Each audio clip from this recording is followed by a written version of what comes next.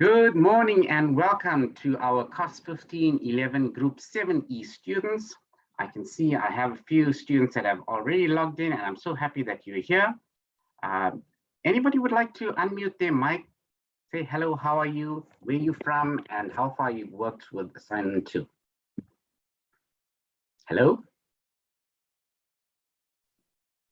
Hi, good day, sir. Good day Akil. to you. Is it Akil? Yes. Hello, Akil. Yes, I'm from Bloemfontein, and yeah, I'm halfway done through assignment 2, just finishing doing the assignment whilst I was reading the textbook. So I just finished chapter 29 and more or less halfway now through the assignment. Oh, great. I'm happy to hear that. I'm happy to hear that. All right. Anybody else? Oh, you're shy. Okay, go ahead. Pamuduso. I hope I pronounced it correctly. I see your mic is unmuted. Okay, I'm going to start to share my screen now. Okay, so this is what is basically expected of you for question assignment 2. I'm going to start the question.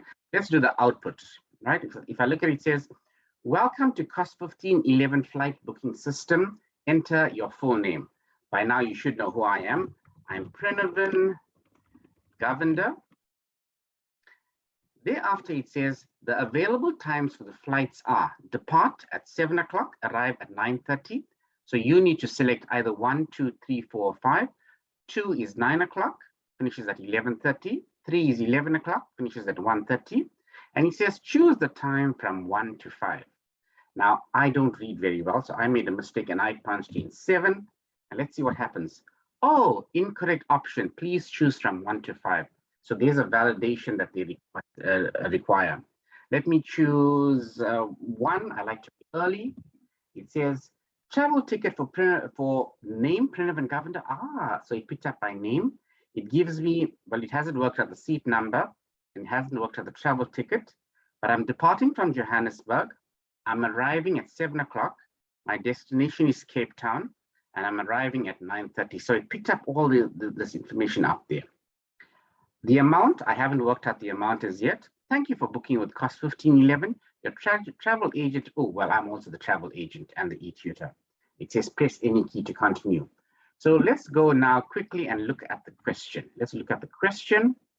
I'm going to log into my UNISA site. And I hope you can still see my screen. Let me do another share quickly. Right, so let me go into UNISA.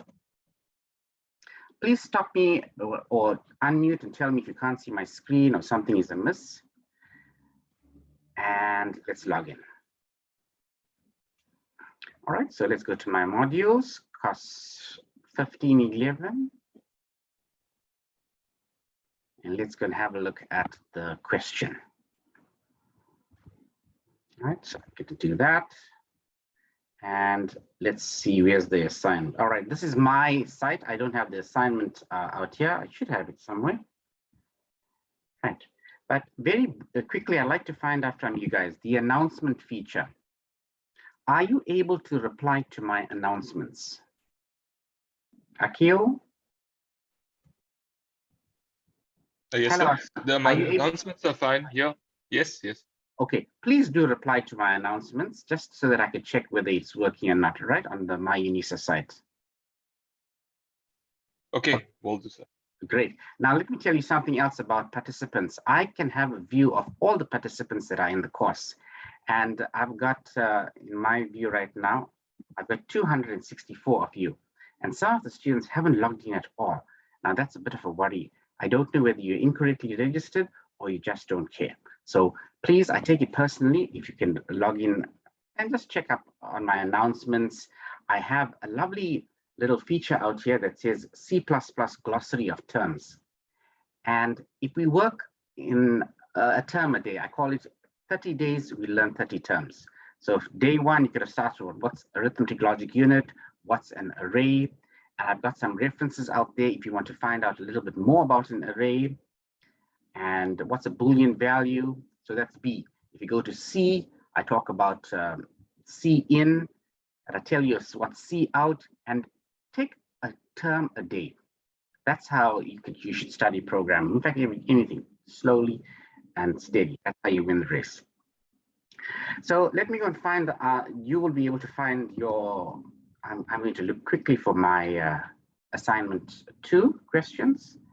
Let me do that. I don't want you to see my background screen. And let me go to my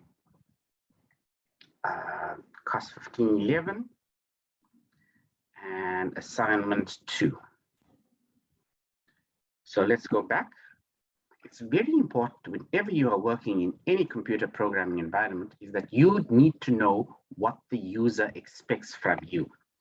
So I am opening up my assignment 2. And my assignment 2 question is as follows. Let me share my screen again. Share screen. You should be able to see Introduction to Programming 1, COS 1511. So let's look at the assignment question. It says that the assignment is due on the 16th of May. Today is the 7th of May. If you haven't started by now, please do so ASAP. And it says there's no extension for this assignment. So whereas in assignment 1, you had an extension and then the lecturer gave you a further extension, I don't think she's going to give you one over here. Now look at the tutorial matter that you need to cover. You need to go over lessons from lesson 1 all the way to lesson 29. And Akhil, you mentioned that you have completed lesson 29. Yeah, just was reading it in terms of so I just read through and then I tried some of the exercises. However, I have been struggling here and there, so not like fully understanding everything, but yeah, just wanted to get a grasp of the whole concept. Okay, great. Akhil, my experience is that programming, you can't just read programming. It's like mathematics. You can't read what is 1 + 1, or you got to do the work. You got to do programming. So you got to have code blocks running. You got to run the program, check what's happening, change the input values, and see how it affects the output. Do the exercises at the end of each lesson. So lesson 29, you take the the program. You can copy and paste it. I showed that to you in the previous lessons. And run the program. When you run the program, you're going to find out that, hey, this is the syntax error that I experienced, or run the program with input that you know is incorrect and see what happens. Just like how I ran the input, it said enter in 1, 2, 3, 4, 5, and I entered in 7 for this question. Now, a very important point out here is that the contribution to the year mark is 20%. Please, you need to work hard in this assignment. And that's why I feel as an e-tutor, I need to assist you, because this is quite a bit of marks, 20%, right? The previous assignments and the next assignment that follows, there'll be a contribution to your year mark. So let's say, for instance, you score 100% in this exam. What's 20% of 100, right? 10% is 20 marks. You're going to get 20 marks added towards your score, right? Here's the question. You are required to write a program that simulates a flight booking system. A sample program is provided at the end of the program. All right, there's a sample program, and here's the arrival times and the departure times, which you've seen in my output. It says the flight is from Johannesburg to Cape Town. The flight duration is fixed at 2.5 hours. And well, there's a little picture that shows you what you want to get out of it. The output. There are 2 classes, first class and economy class. There are 4 rows. And here's the prompt that says, welcome to COS 1511 flight booking system. Now, without going any further, in fact, I did this last week. I worked on the program to determine, to state, welcome to COS 1511. And I said, enter the full name, and I put in my name. Now, last week, I did not include it as a function. This week, I'm going to do that. Right, so I'm going to start. I'm going to start my. Let's do that. Stop share. I don't want you to see the program. Let's file new project. Right now, I'm going to do my share. Let's do sharing of my screen. Right. So here's my code blocks. Console application. C++. And my project title, let's give it a nice name, AQEEL, Akil, because he was the first one to log in, and he's from Bloemfontein, I hope. Right, so here's my first program. Let me just check if everything is working. Let's do a test run, compiling, and I'm compiling. Well done, hello world, right? You should see that on screen. Now that I'm happy with that, I am now going to put in what the input they asked me for, right? So they would have said, I need to work on my heading. Instead of welcome to my world, I'm going to say, oopsie, welcome to COS 1511 flight booking system, right? Let's build and run. Yay, I'm pretty happy. Welcome to COS 1511 flight booking system. I'm so happy for that, right? Now, this is not the way you're going to write programs where you put everything into the main function. You need to work on little modules, small little aspects of programming. And what I'm going to do is I'm going to do that right now. I am going to create a function on the top. And my function is a void function. We did this a couple of weeks ago. What's a void and a reference, and you know, when you refer to the function and how you're getting back stuff out of it. And I'm going to call this function welcome. Right, so void welcome. And I want to pass through the function my name, right? So I'm going to keep that aside. And out here, I'm just going to take this line. I'm going to take this line.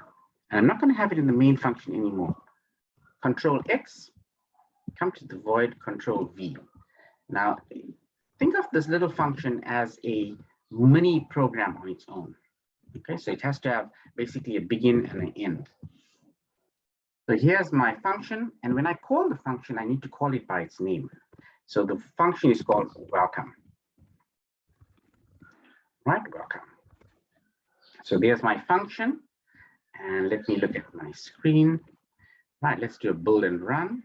Let's build it. So, okay. So what happens here is it runs it and it says it doesn't give me anything. All right, let's find out what happened out here. What happened out here?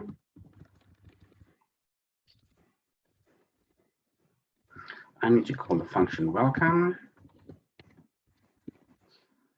And by the way, I have another screen. So if you see me looking to the right, it's because I have the solution opened and I'm able to check that I have everything out here, right? So let's see, why is my welcome screen? I've got welcome and, well, I forgot to call up. I haven't called up anything. Oh, the brackets. Find a way of it. I forgot to do that, and I forgot to pass across my first name, right? Now let's go to the view, let's go to logs, and let's see.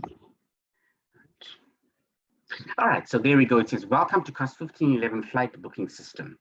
So you notice this now becomes more of a modularized program. I have my main program is quite small, right? It's quite short. Not quite short out there, not quite short. I only have one. So think of a function as this. I don't know how to use the welcome screen. I know that Akil knows how to do it. And I am allowing Akil the option of writing out the program lines for the function called welcome. And Akil is going to say, welcome to COS 1511. Maybe Akil wants to put down over there, see out written by AQEEL. How's that, Akil? Do you like that, Akil? Yes, that's great. Okay. So Akil is the guy who wrote the function to do welcome, right? Let me go and build and run. This is another thing I learned about, programming. Every little small step you do, run the program again so that you see that, hey, it's working. It builds your confidence, and you can, hey, look at that, Akil. You can see that on the screen, Akil. Yes, can see it written by Written myself. by Akil. Yay. Aren't you feeling happy now? You're quite happy that, oh, wow, it is working, right? So let's go back to the question. It says, enter full name. So I'm going to put that onto my function. So I'm going to keep that at the end of it all. I'm going to See out, enter full name. Right, inline. Let's do a bold and run. And oops, I missed out something out here. Let's look at what the error says. It says error expected a terminator before C out. So before C out is line number, right. So line number 8. Put in the terminator. Let's bold and run. It says, welcome to course 1511. Enter full name written by Akil. Okay. So now I need to have a C in because I want to enter in a name.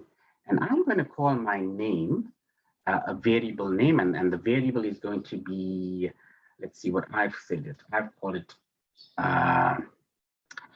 first name, right? I'm going to use C in, but I'm also going to show you how to use GETline. And I'll tell you the difference between the two because there's some advantages in using C in. So let me build and run now, right? I did one line. I'm starting programming.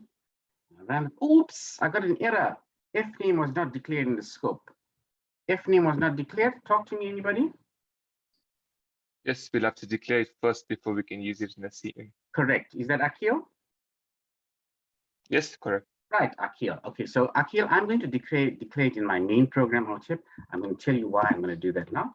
So it's string and it's F name, right? First name, right? And Akil, I want to pass this across as a parameter, right? I'll tell you why, because if I don't do that, then I'm going to lose whatever value I store in first name. And because I'm passing it in my main program, which is F name, I need to include it in my parameter list, which is on line 5. And in line 5, my parameter list goes like this. I need to declare it string, because that's the type of variable that I'm using. And I'm going to include this little sign, the @ sign, the and sign, and I'm going to call it F name. That means that it's a reference parameter, that whatever happens in the main, in this little function called welcome out here, it's going to be transferred to the main program. So let me do a little bit of a build and run. I want to see my confidence level. Run it. It says, is there any problem? Yay, it's working. It's enter full name, Prinavin Governor. Oh, it just says written by Akil. It doesn't say anything else. Okay, it doesn't give me any output, right? Now I like to see that out there. I like to see it displayed that it says Akil is the whoever, right? And so I've done that. I'm now going to create a function called display that will display whatever I had. I could do that, or I could continue showing you the GETline. In fact, I think I should do that. Let's do the GETline quickly. Let's build and run. So you'll notice it says enter full name, and I've got to enter my name, Prinavin Governor, right? This time I'm going to use GETline. So instead of C in F name, I'm going to say GETline. Hey, look at this. It pops up, GETline. Punch in GETline. IntelliSense, it's a bit clever, huh? And I'm going to type in the following, C in, because that's how it works. And it says comma, the variable name. This is the syntax now, right? And comma, and I want it on a new line, \n, new line. And that's how it's done, right? So now let me run the program. Build and run. See if it works. Enter full name, Prinavin, Governor, right? Prinavin Governor. So it's very similar to C in, but it has a little bit more extra features, right? Let's run it one more time, and then I'm going to show you what it means, right? So there it is, Prinavin Governor. Now, if you want to find out what this GETline does, it's in your study guide. I'll just take you through it, and we'll do the notes.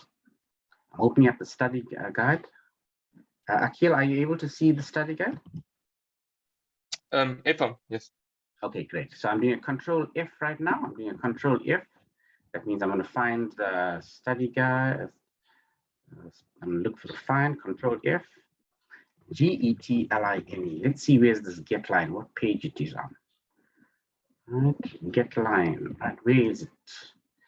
Replace the statement cin with GETline in the above program and run it again. Right, what does GETline do? It says we use GETline. It extracts all the characters up to the first occurrence of \n from cin and stores this in a variable called name. Okay, so this is, if you want to read up more on it, it's on page 76 of your guide. So I like to use GETline, right? It gets it on a new line, right? For some odd reason, here we go. We use GETline function to specify an alternative delimiter, in this case, \n, which represents the new line character. We can describe what the statement GETline does as follows. It extracts all the characters up to the first occurrence of the new line cin and stores it in a variable called name, in our case, fname, which is first name. Right, so let's go back to code blocks. Right, so now I'm using GETline and I'm quite happy with that, right? Now let's see what happens. I want to now display this. For some odd reason, I like to see what is fname. The value of fname is fname, right? I just want to see what has been entered in. Let me go back to my build and run.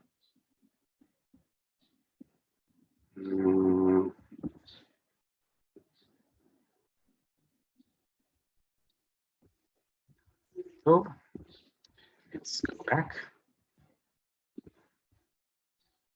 Let me do a build and I just want to show you what a reference parameter does, right? So it's entered in a full name, Prinavin Govender. The value of fname is Prinavin Govender. I'm so happy with that, right? I'm happy with that. Let me now go and change this. Instead of, I'm going to remove that and sign. It's called an epsilon or epsign or something like that. Right, let's go and build and run. Ampersand. Prinavin Govender. Let's see what happens out here. The value of fname is, oh, it's blank. See that ampersand? That ampersand played a pretty important role.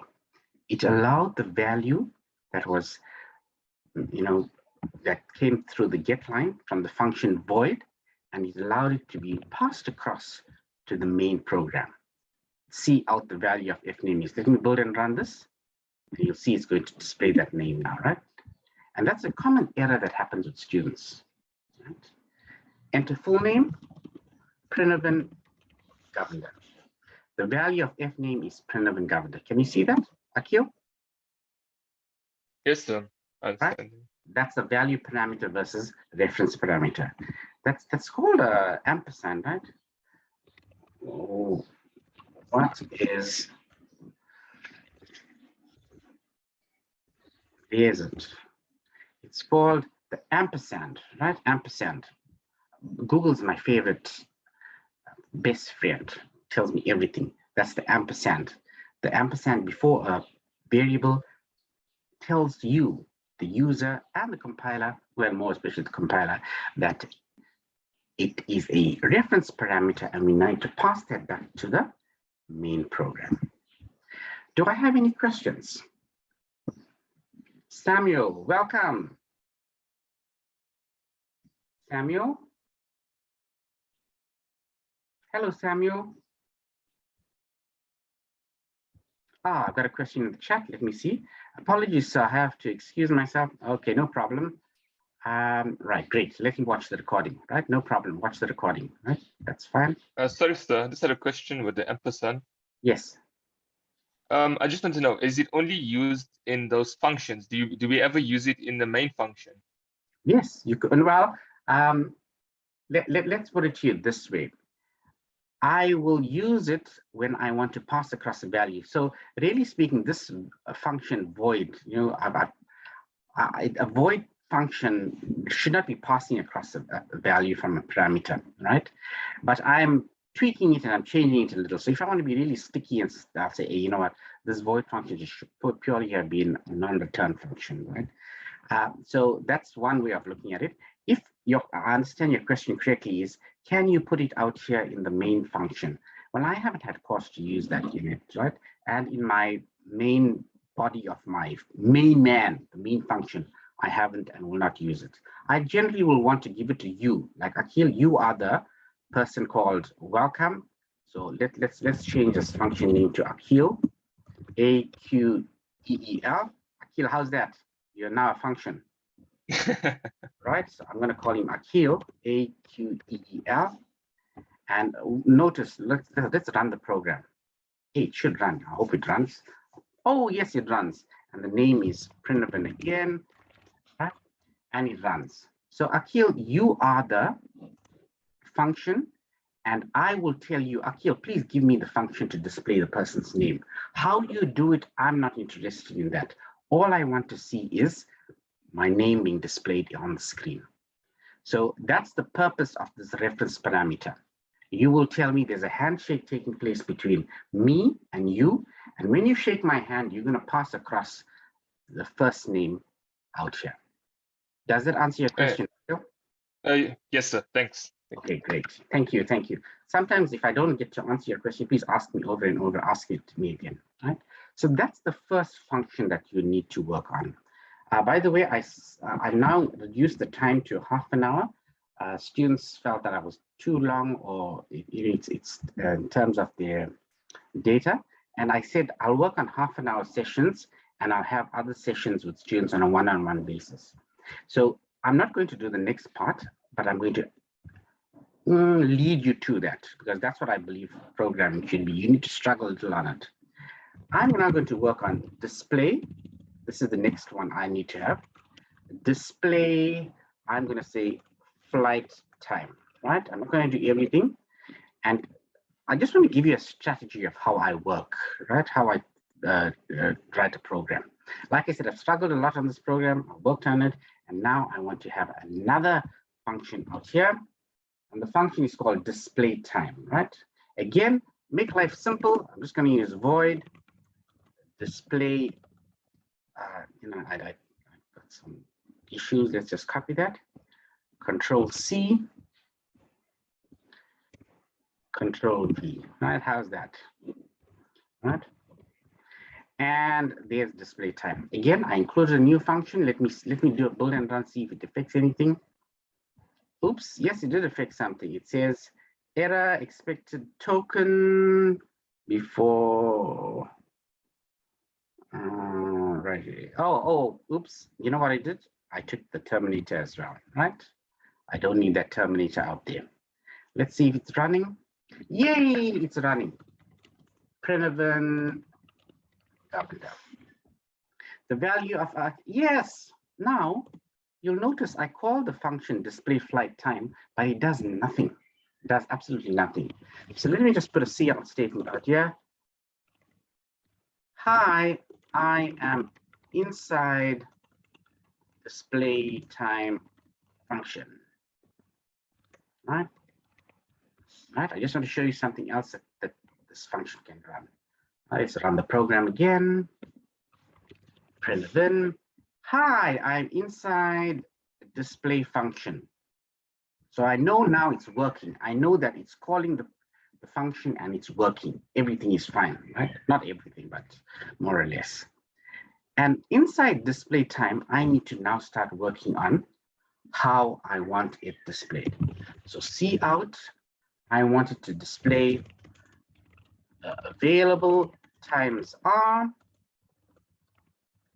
end line, right? So, I could do that the whole day, but I don't want to waste time. I don't want to waste all your time. And I'm just going to be a naughty little person, just copy all of this, right? So you will have to type all that out, Control C, and that's going to come in here. Now set W simply gives you some nice spacings. That's set width, right? So Akhil, you with me? You still with me, Akhil? Yes, sir. Yeah. Aren't I a fast typist, Akhil? Yes. Right. Aren't I a fast typist? Okay. I learned this trick while watching TV programs where they prepare some meals on TV. And you'll notice they will say, oh, we're going to put it into the oven for 10 minutes or 20 minutes. And within the next second or so, they have something prepared. I said, wow. And the only way they could have done it is they done preparation beforehand. So can you see, as a teacher and as an e-tutor or a lecturer, there's a lot of preparation that goes in before the lesson. And that's what happened out here. I had to do my preparation so that it makes my life easy when I'm running the program. So let me now go and run this program, display time. Let me go and do that. Build and run. Oops, I'm using set W was not declared in the scope. That's because I haven't included some libraries out here, right? If I wanted to, and I found that there's an error in the A, I'm going to sort that out afterwards. This is another way of sorting out problems in your program, where you create or make them to be comment statements. You comment them out, right? You could do that. Now I need to go and include the comment statements. If I could do it like this, where I have \n, or is it /\, one of the two, star and that, or is it star, is it like that? Let's see.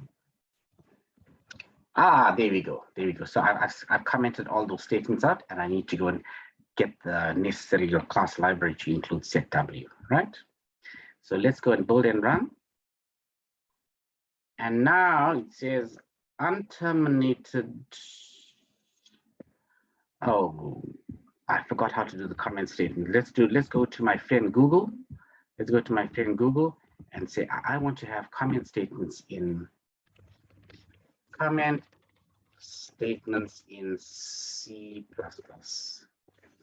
Let's see, how do I do comment statements? The backslash with an asterisk, the 2 slashes. How do you comment out in C++? Single, multi-line, start with the \star and *\. So \star, and *\. Oops, and *\. Let's see if that'll help. Yay! Right, see, quickly I went and asked my friend Google. Right, so it says enter in full name. Yay, and it's working. There we go. It says the available times of the flights are, the value of fname is Prinavin Governor.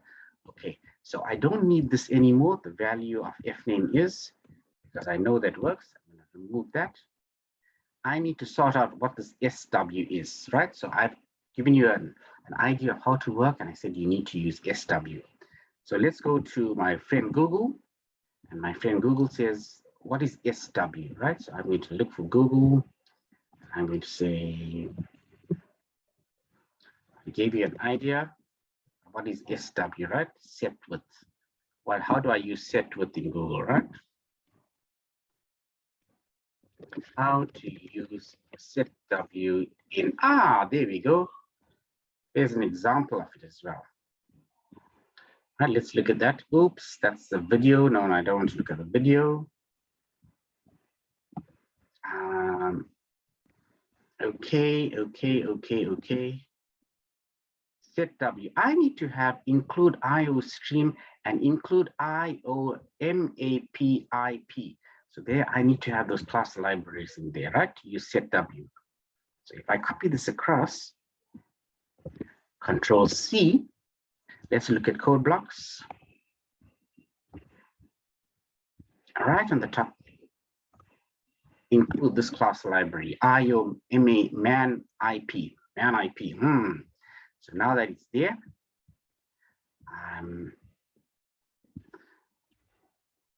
take that out, take that out, take that out, and take those comment statements out. So let me go and do a build and run. Let's do a build and run. Hey, enter my full name, Prinavin Governor. Look at this, the available times of the flights are depart and arrive 1, 2, 3, 4, 5, 6, 7, 8. I forgot about the choose the time. I forgot to enter in the time. Oh no, I need to work on that one, right? I got a question in the chat. No question. I think it's very important to check the marking criteria on the assignment so that you do what is asked. Sounds silly, but following mark, yes, absolutely right, Samuel. Samuel says, follow the marking criteria. Yes, Samuel, do you want to unmute and talk to us and tell us a little bit more about the marking criteria?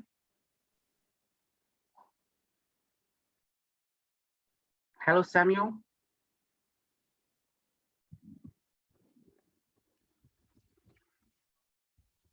Samuel. I can't hear you. Okay, Samuel seems to have some issues with his mic. All right. Samuel, if you sort out your sound issues, please ask the question. Right. So now, based on what has happened, I need to choose the time from 1 through to 5. And in my instance, I'm going to have a little variable out here, int choice, CHOICE. Now, it's always nice to have choices as being 1, 2, 3, 4, 5, 6, 7, 8, 9, 10. Because if you have to choose choice A, B, C, D, then you got to worry about whether it's a capital letter or a lowercase letter. So I like that as a programmer. And then it says choose time out there, and I'm going to say cin, or we could have used our GETline, right? Storing cin choice. I'm happy with that, right? So let's do a build and run. Let's do a build and run. Here we go, build and run. Enter full name. Oh, choose the time, and I'm going to choose 2. Oh boy, it doesn't display anything because I haven't passed across the variable as a reference parameter. So there's the question that Akhil asked. What happens with a reference parameter in the main program? So out here, I'm going to have to pass that variable, right? So I'm going to pass across in display flight time. I'm going to say departure time and arrival time. So under display ticket, I have display departure time and arrival time, and I'm going to have a choice. Oh, and I forgot something else. Remember when I ran the program initially? Let's go to my first example. I ran this program. If I entered in 1, 2, 3, 4, 5 was okay, but if I entered in a value, like 8, it says, oh, this one didn't work. I'm running the wrong program, akhil.exe. No, I don't want akhil.exe. I want to run my program. I don't need that. It gave me a validation issue, right? A validation issue meaning I validated the values. It will not allow me to enter in anything else, right? And I'm going to give you a little hint out here. You need to use a while loop, right? I need to use a while loop to validate that it is so. The while choice was not less than 0 or the choice is greater than 5, I need to display a message that says, hey, you've entered an incorrect choice. This is the while loop, right? Here's the while loop. And let's look at the while loop now, right? So out here, I'm going to have a while loop. While choice is less than 0 or the choice is greater than 5, I need to go and ensure that the loop runs, until the person puts in a value within that range. Let's go and build and run. I don't worry about my name. And let's put in 9. Incorrect option. Let's put in -1. I don't know why they want to do that. Incorrect option. Let's put on 4 and it works, right? So it's just 3 lines of code, but let me go very quickly with the while loop. There's my while loop. There's my condition for my while loop. Now, before I enter the while loop, I need to have, I call this a read ahead. So there's my read ahead, cin choice. So it has something to compare with. And it goes inside the loop and it says, hey, 9 does not appear within this range. So, does appear. 9 is more than 5. It says incorrect option. But as soon as it looks at it and says, hey, 4, it's not going to run this part of the loop, right? So that's a very, very important point to note about the while loop. Now, this is actually a compounded statement. Look at this. Choice is less than 0 or choice is greater than 5. Right, so it's now 1:45. I'm going to stop at this point. I've helped you quite a bit in terms of the program, and I've given you some choices. This is not the answer. This is just one way of looking at it and to assist you with the answer. Right, do I have a question? Anybody with a question? Gilbert, welcome, Gilbert. Yes, sir. I have a question. Yes, Gilbert. Can you hear me? Yes, loud and clear. Can you hear me, sir? Yes, loud and clear, Gilbert. Go on, Gilbert. I just wanted to ask, with your project, if after the while loop, is there a way that you can show the person receiving that they finally have, how can I put it? Let me just get on my words. You want to share your screen, Gilbert? Like success, like if they put the input of 4, which will show the time, can you show them a print out that is their answer? Do you understand what I'm saying, or should I try and reiterate? No. If you have an attempt and you'd like to share your screen, you can share your screen if you like, Gilbert. But what I prefer, I like it if someone has to work one little aspect of the program at a time. So for instance, if you wanted to just display the times, go ahead and display the times and create another function where you will now display the choice that they selected as well as the time or something like that, right? So that it becomes modularized in your solution. Like I said, you could have written this entire program in the main function, but that's not good programming practice at all. In fact, it won't help. Just don't do it. All right. So do one thing and do one thing at a time. Right, Gilbert?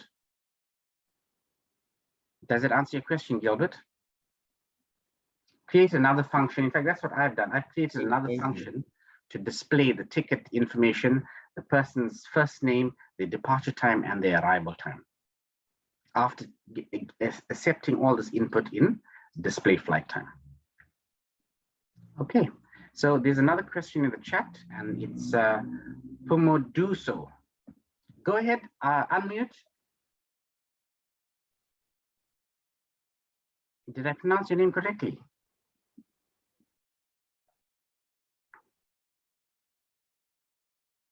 Hello.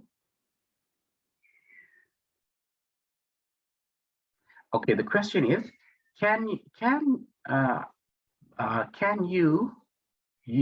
you ask, how can we display the seat number as the combination of letter and character? All right, in order to do that, you need to ensure that your data structure that you select encompasses your ability to have, in my case, it is a seat number, a flight number, a person's name, departure time, and so forth. Now, I don't want to give you the answer, but if you listen to my question or my response to last week's Zoom session, we covered this.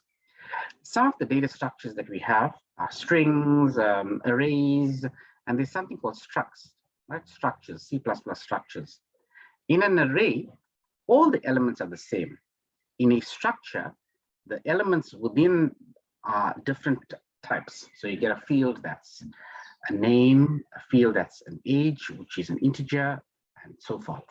So the clue is in what I said today and what I said last week. Right? You can look at my videos from last week, and that should give you a clue, right? Do so. Right? Okay. Thank you for that question. Excellent question. Right? Because you need to sort out and think about your data structures. And this is where Akhil's lesson 29. Akhil, did you go through structs, C++ structures? Yes, sir. Yes. What do you think about structures? And to answer the question in the chat, do you think it's actually, yeah, it's actually like, it's exactly the same as what he would get the answer. Okay. We're not giving too much away, right? Not giving too much away. Okay, so there's a hint there. Akhil said something about S word. All right, thank you, Akhil. All right, any other questions? We'll call it a day. No more questions. Okay, so I'm going to stop the recording and we'll have a few minutes after this because I post this on YouTube and I don't want everybody to hear what we want to say in private, right? So thank you very much for attending today's lesson. Please log into the website. Like I said, the participants, you are participants in Group E, and we tend to take statistics. When did the student log in? How long did they go to the additional resources or the announcement feature or anything of that sort? Okay, so I'm going to stop there and let's start the recording. Right.